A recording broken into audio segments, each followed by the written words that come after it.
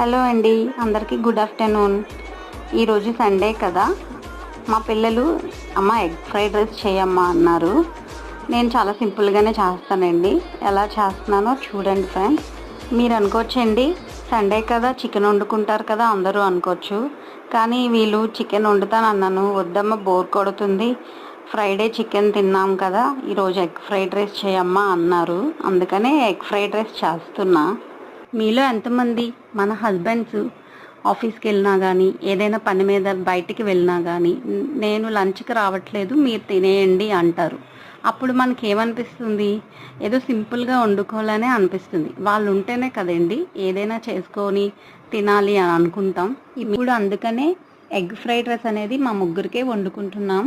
మేము స్పైసీ తక్కువగానే తింటామండి, అందుకే చాలా తక్కువగా అన్నీ వేసాను. లాస్ట్ ఫైనల్గా కొత్తిమీర వేసుకొని మనం స్టవ్ కట్టేసుకుంటే అయిపోయిన